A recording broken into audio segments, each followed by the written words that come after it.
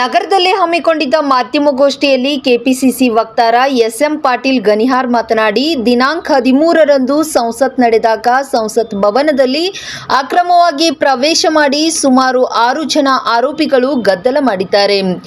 ಅಲ್ಲದೆ colour gas ಕೂಡ ಬಿಡುಗಡೆ ಮಾಡಿದ್ದಾರೆ. ಅವತ್ತು ಪ್ರಧಾನಮಂತ್ರಿಗಳು, ಗೃಹ ಮಂತ್ರಿಗಳು ಉಪಸ್ಥಿತರಿರಲಿಲ್ಲ ಯಾಕೆ ಎಂದು ಪ್ರಶ್ನಿಸಿದರು. ಅಲ್ಲದೆ ಅವರಿಲ್ಲದಿರುವಾಗ ಈ ಘಟನೆ ಸಂಭವಿಸಿದೆ.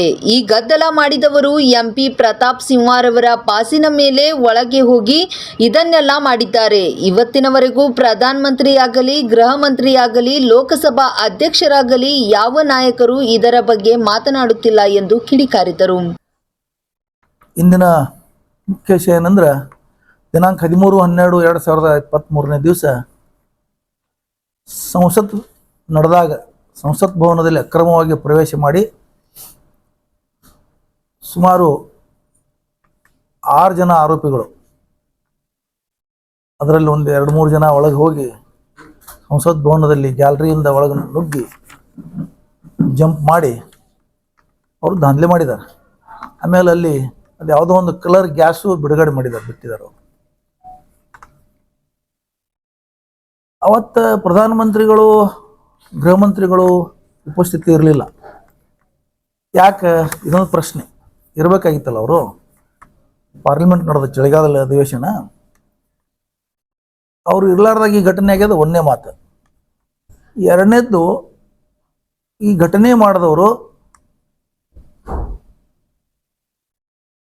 ಪ್ರತಾಪ್ ಸಿಂಹನ್ ಅಂತ MP, ನಮ್ಮ ಮೈಸೂರಿನ MP ಅವ್ರದ್ದು ಪಾಸಿನ ಮೇಲೆ ಹೋಗಿದ್ದಾರೆ. ಅವರು ಅಲ್ಲಿ ಒಳಗಡೆ ಹೋಗಿ ಇಷ್ಟೆಲ್ಲ ಮಾಡಿದ್ದಾರೆ. ಅವರು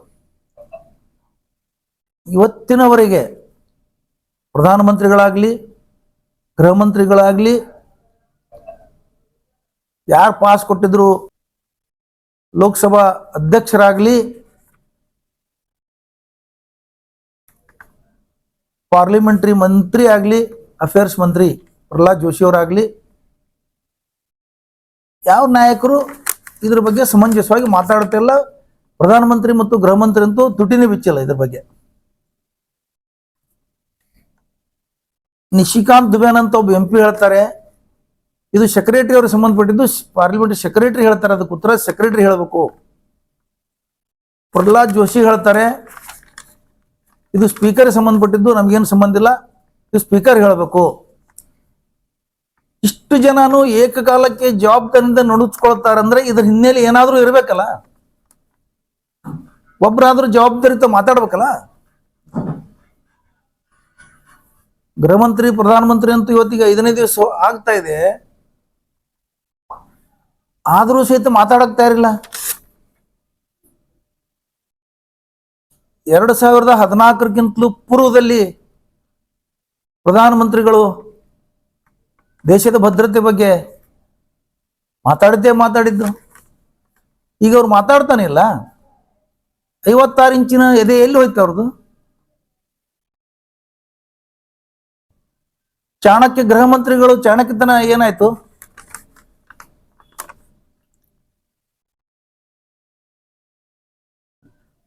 ಪೊಲೀಸರು ಅವ್ರಿಗೆ ಅರೆಸ್ಟ್ ಮಾಡಿದ್ದಾರೆ. ಇವತ್ತಿನ ಪ್ರತಾಪ್ ಸಿಂಹನ್ ಅಂತ MP ಒಂದು ಪ್ರಶ್ನೆ ಮಾಡಿಲ್ಲ ಪೊಲೀಸರು. ನೀವು ಪಾಸ್ ಕೊಟ್ಟಿದ್ದು ನಿಜಾನ, ಸುಳ್ಳ? ನೀವು ಪಾಸ್ ಕೊಟ್ಟಿದ್ದೇನು, ಯಾವ ಆಧಾರ ಮೇಲೆ ಕೊಟ್ರಿ, ನಿಮ್ಗೆ ಪರಿಚಯ ಇಲ್ಲಿ? ಸುಮಾರು 5 ರಾಜ್ಯಗಳಿಂದ ಒಬ್ಬೊಬ್ಬರು ಇವರಿದ್ದಾರೆ. ಕೇವಲ ಕರ್ನಾಟಕದವರಲ್ಲ ಇವರು. 5-6 ಜನ. 5 ರಾಜ್ಯದವ್ರಿಗೆ ಇವರೊಬ್ಬರೇ ಪಾಸ್ ಹಂಗೆ ಕೊಟ್ರು? ಇದು ಯಕ್ಷ ಪ್ರಶ್ನೆ. ಇದರ ಬಗ್ಗೆ ಪೊಲೀಸರು ಗಮನ ಹರಿಸ್ಬೇಕಲ್ಲ. ಇವತ್ತಿನ ಪೊಲೀಸರಾಗ್ಲಿ ಯಾರು ಅವ್ರಿಗೆ ಪ್ರಶ್ನೆನೇ ಮಾಡಿಲ್ಲ. ಅದೇ ಅಕಸ್ಮಾತ್ ಈ ಪಾಸ್ ಕೊಟ್ಟಂತ MP ಒಬ್ಬ ಕಾಂಗ್ರೆಸ್ MP ಆಗಿದ್ರ, ಬೇರೆ ಪಕ್ಷದ MP ಆಗಿದ್ರ, ಅದರಾಗ ಮತ್ತು ವಿಶೇಷವಾಗಿ ಮುಸ್ಲಿಂ MP ಆಗಿದ್ರ ಈ ದೇಶದಲ್ಲಿ ಪರಿಸ್ಥಿತಿ ಏನಿರ್ತಿತ್ತು? ಇವತ್ತು ಮಾಧ್ಯಮಗಳಾಗ್ಲಿ, ರಾಜಕಾರಣಗಳಾಗ್ಲಿ ಏನ್ ಮಾಡ್ತಿದ್ರಿ? ಇವತ್ತು ನಿವೃತ್ತಿ ಹೊಂದಿದ್ರು ಸಹಿತ ರಾಷ್ಟ್ರೀಯ ಭದ್ರತೆಗೆ ಇವರೇ ಸಮರ್ಥರು ಅಂತ ಹೇಳಿ ನೇಮಿಸಿಕೊಂಡಂತ ಅಜಿತ್ ದೋವಲ್ ಇಲ್ಲಿದಾರ, ನಾಪತ್ತಿದಾರ. ರಾಷ್ಟ್ರೀಯ ಭದ್ರತಾ ಸಲಹೆಗಾರ ಅವರು. ಕೋಟಿ ಕೋಟಿ ಖರ್ಚು ಮಾಡಿ ಸರ್ಕಾರ ಇಟ್ಕೊಂಡಿದೆ ಅವರಿಗೆ. ಎಲ್ಲಿದ್ದಾರೆ ಅವರು? 6 ತಿಂಗಳಿಗೆ, 7-8 ತಿಂಗಳಿಗೆ, ವರ್ಷನಲ್ಲಿ ಇದಿಡೀ ದೇಶದ ತುಂಬಾ ಛಾಪ ಹೊಡೆದು ಮುಸ್ಲಿಂ ಹುಡುಗರನ್ನ ಅರೆಸ್ಟ್ ಮಾಡದಂತ NIA ಎಲ್ಲಿದೆ? 2 ವರ್ಷಗಟ್ಟಲೆ NIA ಇವರು ಸಂಘಟನೆ ಮಾಡಿದ್ದಾರೆ, 2 ವರ್ಷಗಟ್ಟಲೆ ಪ್ಲಾನ್ ಮಾಡಿದ್ದಾರೆ. ಅವಾಗ NIA ಏನ್ ಮಾಡ್ತಿತ್ತು? NIA ಇರೋದು ಕೇವಲ ಮುಸ್ಲಿಮರ ಮೇಲೆ, ಹಿಂದುಳಿದವರ ಮೇಲೆ, ದಲಿತರ ಮೇಲೆ ದಾಳಿ ಮಾಡಾಕ?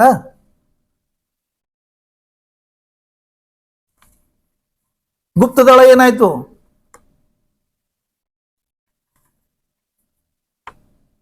ತನಿಖಾ ಸಂಸ್ಥೆಗಳೇನಾದು? ಯಾರೂ ಮಾತಾಡ್ತಾ ಇಲ್ಲ ಇದ್ರ ಬಗ್ಗೆ.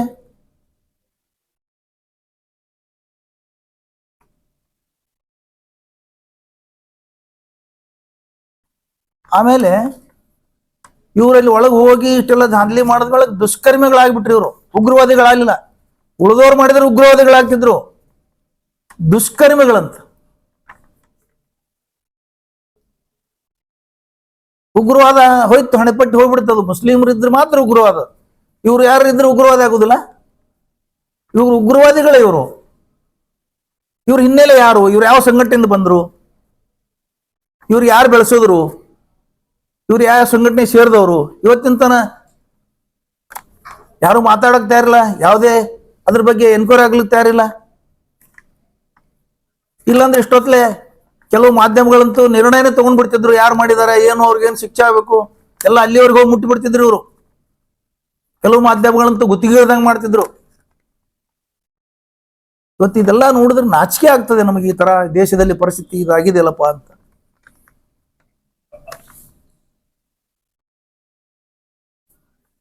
ಪ್ರಹ್ಲಾದ್ ಜೋಶಿ ಅವರು ಹೇಳ್ತಾರೆ, ಏನು ಜವಾಬ್ದಾರಿ ಇಲ್ದೇನೆ ಮಾತಾಡ್ತಾರೆ. ಆ ಬಿಜೆಪಿಯ ಅದಕ್ಕೊಂದು ವಾಟ್ಸಪ್ ಯೂನಿವರ್ಸಿಟಿ ಅಂತ ಹೆಸರು, ವಿಶ್ವವಿದ್ಯಾಲಯ. ಅಜಿತ್ ಮಾಳವಿಯಾ ಹೇಳ್ತಾನೆ ಇದು ಕಾಂಗ್ರೆಸ್ ಅವ್ರ ಕೃತ್ಯ ಅಂತ. ಕಾಂಗ್ರೆಸ್ ಅವ್ರ ಕೃತ್ಯ ಇದ್ರೆ ಕ್ರಮ ತಗೊಳ್ಳಿ, ಅದು ಎನ್ಕ್ವೈರಿ ಮಾಡಿ ಹೊರಗೆ ಹಾಕಿ ಏನೇನಿದೆ ಅವ್ರದೆಲ್ಲ ಹಿನ್ನೆಲೆ ತೆಗೀರಿ. ಅವ್ರ 6 ಜನ ಏನಿದ್ದಾರೆ, ಎಲ್ಲಿಯವ್ರು ಬಂದಾರ ಅದವ್ರು ಹೇಳ್ರಿ. ಅಷ್ಟು ಕೇವಲ ಫೇಸ್ಬುಕ್ದಲ್ಲಿ, ಸಾಮಾಜಿಕ ಜಾಲತಾಣದಲ್ಲಿ ಹಾಕಿದ ಕೂಡಲೇ ಜವಾಬ್ದಾರಿ ಮುಗಿತಾ ನಿಮ್ದು? ಬರೀ ಸುಳ್ಳು ಹೇಳೋದು, ಭ್ರಷ್ಟಾಚಾರ ಮಾಡೋದು, ಇದೇ ನಿಮ್ ಕೆಲಸ. ಪ್ರಧಾನಿಯವರು ಇವತ್ತಿನ ತನ ಸಂಸತ್ ಭವನದ ಮೇಲೆ ದಾಳಿ ಆಗಿದೆ, ಇದ್ರ ಬಗ್ಗೆ ಮಾತಾಡಕ್ತಾ ಇರಲಿಲ್ಲ. ಪ್ರಧಾನಿಯರು ಎಲ್ಲಿದಾರ ಗೊತ್ತಿಲ್ಲ. ನಮ್ಮ ದೇಶದ ಪ್ರಧಾನಮಂತ್ರಿಗಳು ಪಾರ್ಲಿಮೆಂಟ್ಗೆ ಬರಬೇಕು, ಗೃಹ ಮಂತ್ರಿಗಳು ಬರಬೇಕು, ಇದ್ರ ಬಗ್ಗೆ ಮಾತಾಡ್ರಿ, ಇದ್ರ ಬಗ್ಗೆ ಬಹಿರಂಗ ಚರ್ಚೆ ಮಾಡಿ ಅಂತ ಹೇಳಿ ಒತ್ತಾಯ ಮಾಡಿದ್ರೆ 14 ಜನ MP ಗಳನ್ನ ನೀವು ಸಸ್ಪೆಂಡ್ ಮಾಡ್ತೀರಿ ಅಂದ್ರೆ ಎಂತ ಸರ್ವಾಧಿಕಾರದ ಮಿತಿ ಮೀರ್ತೀವಿ. ಸರ್ವಾಧಿಕಾರ. ದೇಶದ ಮೇಲೆ ದಾಳಿ ಆಗ್ತಾ ಇದೆ, ಪಾರ್ಲಿಮೆಂಟ್ ಮೇಲೆ ದಾಳಿ ಆಗ್ತದೆ, ಅದನ್ನು ಚರ್ಚೆ ಮಾಡೋಣ ಅಂತ ಹೇಳಿ ರಿಕ್ವೆಸ್ಟ್ ಮಾಡಿದ್ರೆ, ವಿನಂತಿ ಮಾಡಿದ್ರೆ ಅವರನ್ನ ನೀವು ಸಸ್ಪೆಂಡ್ ಮಾಡ್ತೀರಿ. ಇದು ಹಿಟ್ಲರ್ ಆಡಳಿತಕ್ಕೆ ಮೀರಿಸ್ತಾ ಇದೆ. ಇದು ಇವತ್ತಿನ ದಿನದಲ್ಲಿ ಏನಾಗಿದೆ ಅಂದ್ರೆ, ಪಾರ್ಲಿಮೆಂಟ್ದಲ್ಲಿ ಪ್ರಶ್ನೆ ಯಾರು ಮಾಡ್ತಾರೆ ಅವ್ರನ್ನ ನೀವು ಡಿಸ್ಮಿಸ್ ಮಾಡ್ತೀರಿ, ಸಸ್ಪೆಂಡ್ ಮಾಡ್ತೀರಿ. ಯಾರು ಲೆಕ್ಕಕ್ಕೆ ಇಲ್ಲ ನಿಮ್ಗೆ. ನಿಷ್ಕಾಂತ್ ದುಬೆ ಅಂತ ಒಬ್ಬ MP ಹೇಳ್ತಾರೆ, ಇದು ಸೆಕ್ರೆಟರಿ ನೋಡ್ಕೊಳ್ತಾರಂತ. ಹಂಗಾರೆ ಪ್ರಧಾನಮಂತ್ರಿ, ಗೃಹ ಮಂತ್ರಿ, ನಿಮ್ ಕ್ಯಾಬಿನೆಟ್ ಎದಕ್ಕಿದೆ? ಬಿಟ್ಬಿಡಿ, ಸೆಕ್ರೆಟರಿನೇ ಮಾಡ್ತಾರೆ. ನೀವು ಸರ್ಕಾರ ಬಿಟ್ಟು ಹೋಗ್ಬಿಡಿ. ನಿಮ್ದೇನು ಕೆಲಸ ಇದೆ? ಸೆಕ್ರೆಟರಿ ನೋಡ್ತಿದ್ರ? ಅಧಿಕಾರಿಗಳ ಮೇಲೆ ಹಾಕ್ತಿದ್ರೆ ಅಧಿಕಾರಿಗಳ ಆಡಳಿತ ನಡೆಸ್ತಾರೆ. ನಿಮ್ದೇನ್ ಕೆಲಸ ಇದೆ? ಆಮೇಲೆ ಇವ್ರ 6 ಮಂದಿಯನ್ನ ಆತಂಕವಾದಿ ಆಕ್ಟ್ ನಲ್ಲಿ, ದೇಶಕ್ಕೆ ಆತಂಕ ತರಂತ ಕಾನೂನಿನ ಅಡಿಯಲ್ಲಿ ಇವ್ರಿಗೆ ಬಂಧಿಸಿದ್ದಾರೆ. ಇವ್ರಿಗೆ ಬಂಧಿಸಿದ ಮೇಲೆ ಗೃಹ ಮಂತ್ರಿ ಕರ್ತವ್ಯ ಆಗ್ತದೆ ಇದ್ರ ಬಗ್ಗೆ ಬಾಯಿ ಬಿಚ್ಚಿ ಹೇಳೋದು, ಇದ್ರ ಬಗ್ಗೆ ಹೇಳಿಕೆ ಕೊಡೋದು, ಪಾರ್ಲಿಮೆಂಟ್ದಲ್ಲಿ ಹೇಳಿಕೆ ಕೊಡೋದು. ಆತಂಕವಾದಿ ಆಕ್ಟ್ ಗೃಹ ಇಲಾಖೆ ಅಡಿಯಲ್ಲಿ ಬರ್ತದೆ.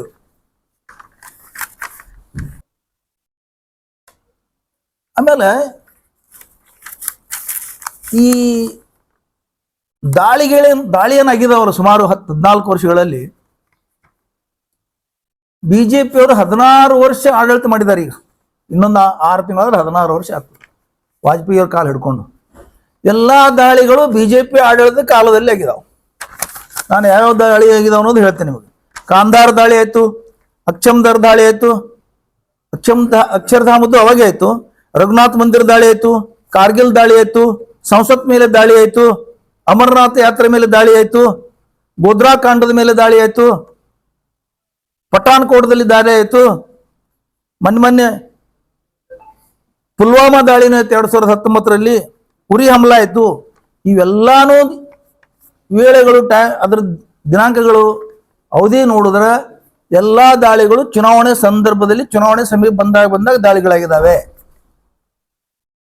ಬಿಜೆಪಿಯವರು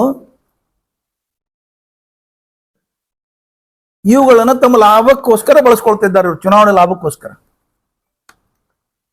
ಇವತ್ತಿನವರೆಗೆ ದಾಳಿಗಳ ತನಿಖೆ ಏನಾಯ್ತು? ಇದರಲ್ಲಿ ಯಾರು ಅರೆಸ್ಟ್ ಆದ್ರು, ಯಾರಿಗೆ ಶಿಕ್ಷೆ ಆಯ್ತು? ಪುಲ್ವಾಮದ್ದು 44 ಜನ ಮಿಲಿಟರಿ ಅವರು ಸತ್ರ, ಇವತ್ತಿನ ತನ 5 ವರ್ಷ ಆಗ್ತಾ ಬಂತು. ಇವತ್ತಿನ ತನ ನೀವು ಅದ್ರ ಬಗ್ಗೆ ತನಿಖೆ ಮಾಡಲಿಲ್ಲ, ಅದ್ರ ಬಗ್ಗೆ ಶಿಕ್ಷಿಸಲಿಲ್ಲ ಯಾರಿಗೂ. ಯಾರ್ಯಾರು ಅರೆಸ್ಟ್ ಆಗಿದ್ದಾರೆ ಸತ್ಯ ಹೇಳಿಲ್ಲ ಇವತ್ತಿನ ತನ.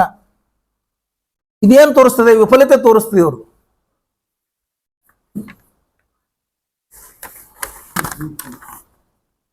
ನೀವು ಆಡಳಿತ ಬರೋದಕ್ಕಿಂತಲೂ ಮೊದಲ ದೇಶದ ಭದ್ರತೆಗೋಸ್ಕರ ನಾವು ಬರಬೇಕು, ದೇಶ ಆತಂಕದಲ್ಲಿದೆ ನಾವು ಬರಬೇಕು, ಉಗ್ರವಾದಿಗಳು ಮಟ್ಟ ಹಾಕಲಿಕ್ಕೆ ನಾವು ಬರಬೇಕು. ಆಡಳಿತಕ್ಕೆ ಒಂದು 10 ವರ್ಷ ಆಗ್ತಾ ಬಂದಿದೆ. ಇವತ್ತಿನ ತಾನೇ ಒಂದಾದ್ರೂ ಕಡಿಮೆ ಆಗಿದೆಯಾ? ಕೇಂದ್ರ ಸರ್ಕಾರ ಈ ಸಂದರ್ಭದಲ್ಲಿ ನಂದೊಂದು ವಿನಂತಿ ಏನಂದ್ರೆ, ನೀವು ಅಧಿಕಾರದಲ್ಲಿ ಬಂದ ಮೇಲೆ 2014ರಿಂದ ಇಲ್ಲಿಯವರೆಗೆ ಎಷ್ಟು ಪ್ರಮಾಣದಲ್ಲಿ ಉಗ್ರವಾದ ಕಡಿಮೆ ಆಗಿದೆ ಅದನ್ನ ಅಂಕಿ ಸಂಖ್ಯೆ ಬಿಡುಗಡೆ ಮಾಡಿದ್ರೆ ಬಹಳ ಒಳ್ಳೇದಂತ ಹೇಳ್ತೀನಿ ನಾನು. ಯಾಕಂದ್ರೆ ನಿಮ್ಮ ಅಜೆಂಡಾದಲ್ಲಿ ಇತ್ತಿದು. ಮೊದಲೆಷ್ಟು ಉಗ್ರವಾದ ಪರ್ಸೆಂಟೇಜ್ ಇತ್ತು, ಈಗ ಎಷ್ಟು ಉಗ್ರವಾದ ಪರ್ಸೆಂಟೇಜ್ ಇದೆ, ಇವರ ಅವಧಿಯಲ್ಲಿ ಎಷ್ಟು ಸೈನಿಕರು ಪೊಲೀಸರು ಹುತಾತ್ಮರಾದ್ರು, ಸತ್ತೋದ್ರು ಉಗ್ರವಾದಿಗಳ ಕೈಯಲ್ಲಿ, ಇವರೆಷ್ಟು ಜನರನ್ನು ಹಿಡಿದಿದ್ದಾರೆ, ಎಷ್ಟು ಪ್ರಮಾಣ ಮಟ್ಟ ಹಾಕಿದ್ದಾರೆ, ಇದನ್ನು ಬಿಡುಗಡೆ ಮಾಡ್ಬೇಕು ದೇಶದ ಮಂದಿ. ಇವರು ಇವತ್ತು ಇವ್ರು ಸಾಧನೆ ಏನಾದರೂ ಮಾಡಿದ್ರು ಇದರಲ್ಲಿ. ನೀವು ನೋಟ್ ಬ್ಯಾನ್ ಮಾಡಿದ್ರಿ, ಉಗ್ರವಾದ ನಾವು ಮಟ್ಟ ಹಾಕ್ತೀವಿ, ಇದರಿಂದ ಉಗ್ರವಾದ ಮಟ್ಟ ಹಾಕ್ಬೇಕಂತ ಹೇಳಿ ಅದರಲ್ಲಿ ಯಶಸ್ವಿ ಆದ್ರೆ ಅದನ್ನ ಹೇಳಿ. ಕಾಶ್ಮೀರದ 370 ತೆಗೆದ್ರೆ ಉಗ್ರವಾದ ಕಡಿಮೆ ಆತ ಅಂತ ಹೇಳಿದ್ರಿ, 370 ತೆಗೆದು 5 ವರ್ಷ ಆಗ್ಲೇ ಬಂತು. ಇವತ್ತಿಗೆ ಎಷ್ಟು ಪ್ರಮಾಣದಲ್ಲಿ ಉಗ್ರವಾದ ಕಡಿಮೆ ಆಗಿದೆ ಅದನ್ನು ಅಂಕಿ ಸಂಖ್ಯೆ ಹೇಳಿ.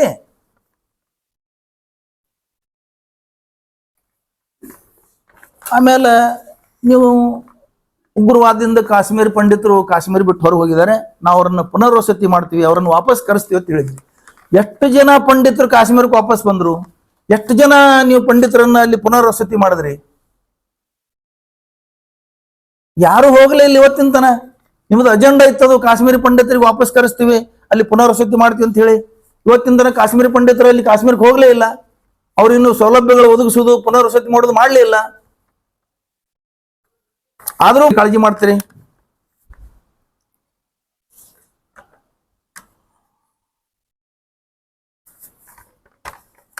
ಅದಕ್ಕೆ ನಂದು ಈ ಸಂದರ್ಭದಲ್ಲಿ ಏನಂದ್ರೆ, ಸಂಪೂರ್ಣವಾಗಿ ಪ್ರಧಾನಿ ಮೋದಿಯವರಾಗಲಿ ಅಮಿತ್ ಶಾ ಅವರಾಗಲಿ ವಿಫಲತೆ ಆಗಿದೆ. ಅವರು ವಿಫಲರಾಗಿದ್ದಾರೆ ಆಡಳಿತ ನಡೆಸಲಿಕ್ಕೆ. ಅವರು ರಾಜೀನಾಮೆ ಕೊಟ್ಟು ಬೇರೆಯವರನ್ನ ಮಾಡಬೇಕು.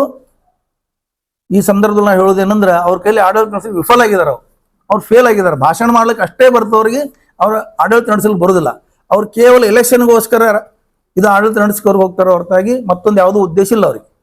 ದೇಶದ ಬಗ್ಗೆ ಕಳಕಳಿ ಇಲ್ಲ. ದೊಡ್ಡ ದೊಡ್ಡ ಉದ್ಯಮಿದಾರರನ್ನ ಸಂರಕ್ಷಣೆ ಮಾಡಕ್ಕೆ ಓಡಾಡ್ತಿದ್ರೆ ಹೊರತಾಗಿ ಅವರು ದೇಶದ ಸಂರಕ್ಷಣೆ ಅವ್ರ ಕೈಯಿಂದ ಆಗುದಿಲ್ಲ.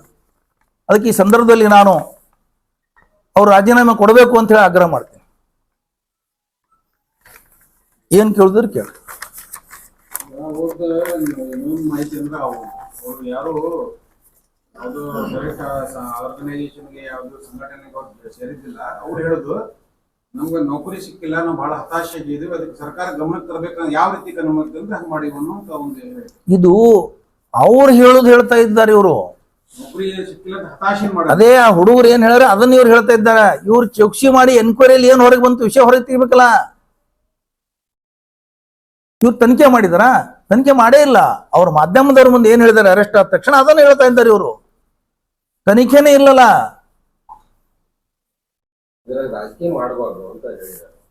ಯಾರು ಮಾಡಬಾರ್ದು? ಅವರೇ ರಾಜಕೀಯಕ್ಕೋಸ್ಕರ ಬಳಸ್ಕೋತಾರೆ. ಕಾಂಗ್ರೆಸ್ ಅವ್ರ ಮೇಲೆ ಹಾಕ್ತಾ ಇದ್ದಾರೆ, ಬೇರೆದವ್ರ ಮೇಲೆ ಹಾಕ್ತಾ ಇದ್ದಾರೆ.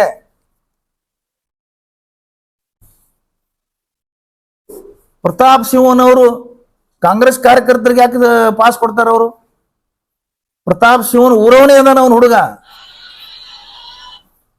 ಮನೋರಂಜನಂತ ಹುಡುಗ ಪ್ರತಾಪ್ ಸಿಂಹ ಅವ್ರ ಊರವನೇ ಅದಾನ. ಅವ್ರ ತಂದೆನೇ ಹೇಳಿದಾರೆ, ನಾವು ಪ್ರತಾಪ್ ಸಿಂಹ ಅವ್ರಿಗೆ ಓಟ್ ಹಾಕಿದೀವಿ, ನಾವು ಪ್ರತಾಪ್ ಸಿಂಹ ಅವ್ರ ಬೆಂಬಲಿಗರಿದ್ದೀವಿ ಅಂತ ಹೇಳಿದಾರೆ. ಅದೇ ಕಾಂಗ್ರೆಸ್ನವ್ರು ಕೊಟ್ಟಿದ್ದು, ಬೇರೆ ಪಕ್ಷವ್ರು ಕೊಟ್ಟಿದ್ರೆ ನೀವೇನ್ ಹೇಳ್ತಿದ್ರಿ ಅದಕ್ಕ? ಏನ್ ಹೇಳ್ತಿದ್ರು ಗೊತ್ತಿಲ್ಲ. ಅವಂತ ನೀವು ಗೊತ್ತಿಲ್ಲ ಅಂದ್ರೆ ಜವಾಬ್ದಾರಿ ನುಣಚ್ಕೊಂಡ್ರೆ ಹೆಂಗ? ಜವಾಬ್ದಾರಿ ಬೇಕಲ್ಲ. ಅವ್ರ ಮನಸ್ಸೊಳಗೆ ಏನ್ ಇರ್ತದೆ? ಹೌದು, ಜವಾಬ್ದಾರಿ ನಿಮಗೆ ನಿರ್ವಹಿಸ್ಲಿಕ್ಕೆ ಆಗುದಿಲ್ಲ. ಅದೇ ನಿಮ್ಗೆ ಗೊತ್ತಿಲ್ಲ. ನೀವು ಬರೀ ರಾಜಕೀಯಗೋಸ್ಕರ ಮಾತಾಡ್ತಾ ಇದ್ದೀರಿ, ಮತ್ತೊಂದೇನು ಮಾತಾಡ್ತೀರಿ. ನಾವು ಬಿಜಾಪುರ ಬರ್ತೀನಿ ಸರ್, ನಮ್ಮ ಪಾಸ್ ಕೊಡಿಸಿದ್ರೆ ನಮ್ಮವರ ದರ ಕೊಡಿಸ್ತೀರಿ. ಹೌದ್ರಿ, ಅವ್ರ ಕಾರ್ಡ್ ಅವ್ರ ಎಲ್ಲಿ ಹಿನ್ನೆಲೆ ಅವ್ರು ನೋಡೇ ಕೊಡ್ಬೇಕಲ್ಲ. ಪಾಸ್ ಯಾರಿಗೆ ಬೇಕಾದವ್ರಿಗೆ ಕೊಡ್ಬೇಕಂತಿಲ್ಲ, ಅವ್ರ ಹಿನ್ನೆಲೆ ನೋಡಿ ಕೊಡ್ಬೇಕಂತಿದೆ.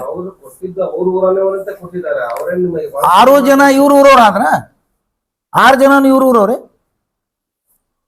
ಬೇರೆ ಆಗ್ಲೇ ಹೇಳಿದೆ ನಾನು, ಬೇರೆ ಬೇರೆ ರಾಜ್ಯಗಳಿಂದ ಇದ್ದಂತ ಹುಡುಗರು ಹೆಂಗ್ ಕೊಟ್ರು ಇವರು. ಇನ್ನೊಂದು ಅಲ್ಲಿ ಹೇಳಾಡ್ತಾರ, ಇವ್ರು ಪಾಸ್ ಕೊಟ್ಟು ಬಿಟ್ಟು. ಎರಡನೇ ವಿಷಯ, ಅಲ್ಲಿ ಸೆಕ್ಯೂರಿಟಿ ಒಳಗೆ ಹೋಗ್ಬೇಕಾದ್ರೆ ಒಂದು ಪೆನ್ ಇದ್ರು ಚೆಕ್ ಮಾಡಿ ಕಳಿಸ್ತಾರ. ಮತ್ತೆ ಇನ್ನೂ ಬಾಟ್ಲಿ ಇಟ್ಕೊಂಡು ಹೋದ್ರು. ಅದು ಹೆಂಗ್ ಸೆಕ್ಯೂರಿಟಿ ಆದವ್ರು ಒಳಗೆ ಹೆಂಗ್ ಬಿಟ್ರು ಅವ್ರಿಗೆ? ಯಾಕೆ ಮಾಡಿಲ್ಲ? ನಾವು ಕೇಳೋದು ಅದೇ ಸಾಹೇಬ್ರ. ನಾವ್ ಇವತ್ತು ನಿಮ್ಗೆಲ್ಲ ಕರೆದು ನಿಮ್ ಮುಖಾಂತರ ಕೇಳೋದು ಅದೇ ಕೇಳೋದು, ಮತ್ತೇನ್ ಕೇಳೋದು.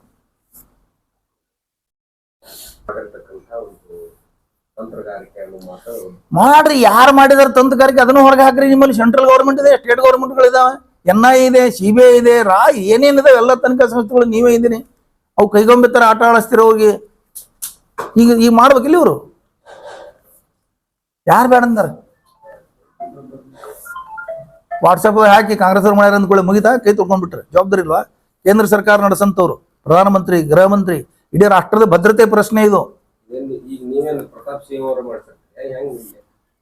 ಯಾರು ಮಾಡ್ಸ್ಯಾರ ಬಿಟ್ರೆ ತನಿಖೆ ಅವ್ರಿಗೆ ಹೇಳ್ಬೇಕ್ರಿ. ನಮಗೇನ್ ಹಕ್ಕಿದೆ? ನಮ್ಮ ಹತ್ರ ಏನಿದೆಯಾ? ಆಗುವವರೆಗೆ ಎಲ್ಲರೂ ಇನ್ನೋಸೆಂಟೇ, ಆದ್ಮೇಲೆ ಗೊತ್ತಾಗುದು. ತನಿಖೆ ಆಗ್ಬೇಕು, ತನಿಖೆ ಆದ್ಮೇಲೆ ಇನ್ನೋಸೆಂಟ್ ಯಾರು, ಅಪರಾಧಿಗಳು ಯಾರು ಗೊತ್ತಾಗ್ತದೆ.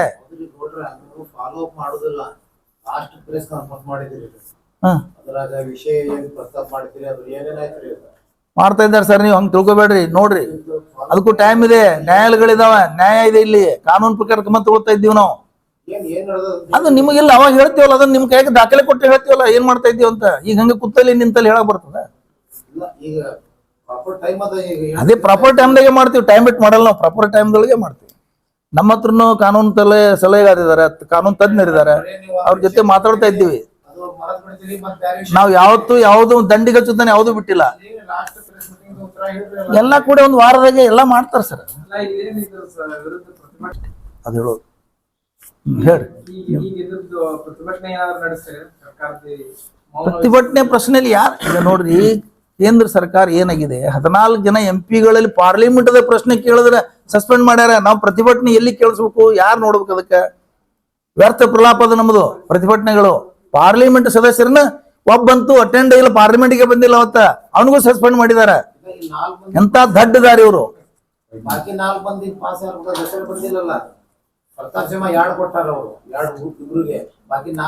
4 ಮಂದಿ ಹ್ಯಾಂಗ್ ಹೋದ್ರು? ಪೊಲೀಸರು ಕಂಡು ಹಿಡಿಬೇಕದು.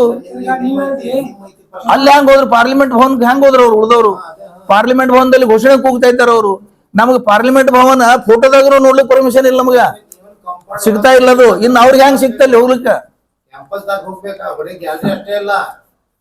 ಭಂಡಾರಿ ಸಾಹೇಬ್ರ, ನಿಮ್ಗೆ ಎಷ್ಟು ತಿಳಿದ ನನಗೂ ಅಟ್ಟೆ ಗುರ್ತದ. ನಾ ಹೇಳುದೇನು, ಕಂಪೌಂಡ್ ಬಿಡ್ರಿ, ದೂರಿಂದ ನೋಡಾಕೋದು ಇಲ್ಲ.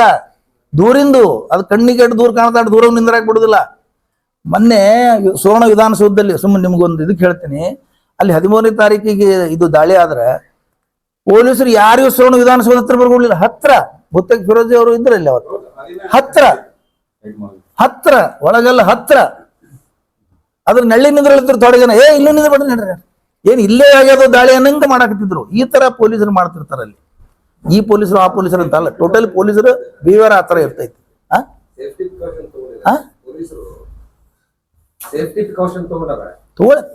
ನಾ ಹೇಳೋದೇನು, ಭದ್ರತೆ ಅಂದ್ರೆ ಹಿಂಗಿರ್ತದ ಅಂತ. ಹಂಗಿದ್ರು ಹೆಂಗ್ ಹೋದ್ರು ಅವರು? ನಮ್ಮ ಅಭಿಪ್ರಾಯ ಇವ್ರು ವಿಫಲ ಆಗಿದ್ದಾರೆ. ಇದು ಸರಿಯಾಗಿ ತನಿಖೆ ಆಗ್ಬೇಕು, ಅವ್ರು ರಾಜೀನಾಮೆ ಕೊಡ್ಬೇಕು.